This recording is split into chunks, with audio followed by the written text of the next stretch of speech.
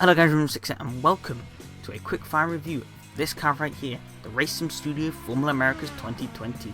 This is Racing Studio's attempt at a 2020 Indy car, which is a sort of car that I wasn't really expecting. However, I'm really glad it is here, and I'll tell you why, along with a few little nitpicks. Now, this car looks stunning. I mean, it's pretty obvious now from Racing Studio's work that it's going to look and sound the part, and boy have they knocked out the park here. One obviously big glaring thing you'll notice that's new on this car compared to the previous Indy cars we've had from like VRC, for example, is obviously the aero screen. And admittedly, the aero screen really isn't all that bad. The actual top part of the aero screen is higher up than the Formula 1 Halo, so in terms of verticality, you're really not disrupted that much at all, which is perfect. And with the center column, if that becomes an issue for you for a non-VR player like myself, you can always make it see-through, which is really nice. On terms of the physics of the car, this is where obviously it gets a bit more interesting. We have to split it up into two. First off, the road course setup. Baseline, obviously, it feels really nice. Now the car may feel a little bit too easy at times, I feel like, but it feels fun nonetheless, and it's a bloomin' blast to drive. To summarize the physics simply, obviously I'm no expert, but it feels less sophisticated than the Formula 1 car, which is a good thing, because that's how an Indy car should feel. It has a lot of power still, a lot of grip still, with a lot of downforce, but you do have to muscle the car around a bit more to actually get it into the corners like you would do in real life. And a lot of the mechanisms on the car and stuff are a bit less robust than what you'd find on a Formula 1 car. But that's how it is, and that's what makes it so fun. One little gripe I do have with the road course configuration of this car, however, is the lack of a push-to-pass system. However, Racing Studio have confirmed that that is coming in the next update, which I don't know when that's coming out, should be pretty soon. But it's going to be a pretty primitive push-to-pass system, not system like the Indy cars have. But either way, I think that's fine enough, so I'm happy. Now, in terms of the oval setup, this is where things get a little more interesting. And I have a few more gripes that I need to pick with it. However, overall, it is still really nice.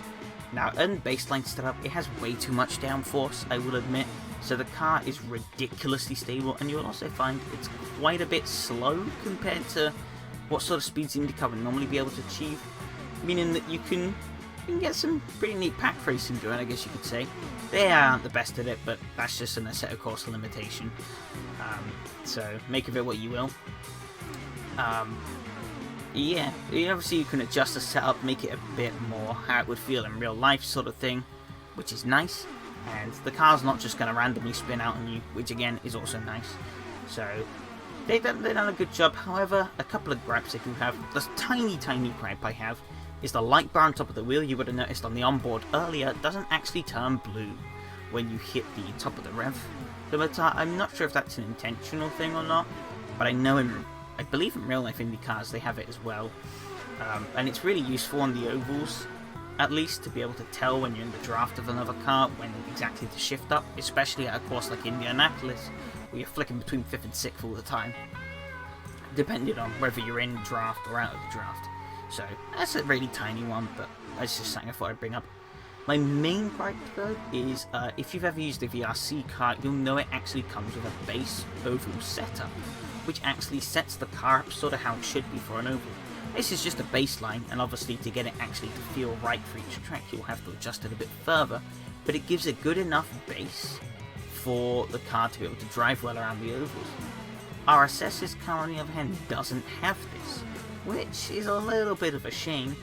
I mean, not to someone like me, because I can just go and put together a pretty simple setup for it and be done, but to someone who's never done oval racing before, that can be a little bit daunting, the fact that they don't have this option available to them.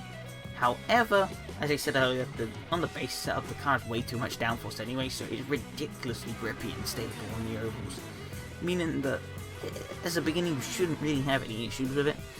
So, you know, it's fine, I guess. Overall though, is this car great? Yes, it's fucking amazing. I'm addicted to this car. I'd heavily recommend you pick it up. It's only like $3.99. Links will be down in the description to go and buy the car. Obviously, hopefully, these little nitpicks I've pointed out will be addressed over the coming days, so it shouldn't be a problem anymore. But anyways, if you did enjoy, like, you appreciate it. If you're new, subscribe, I appreciate it as well. I guess that's it for now. Goodbye.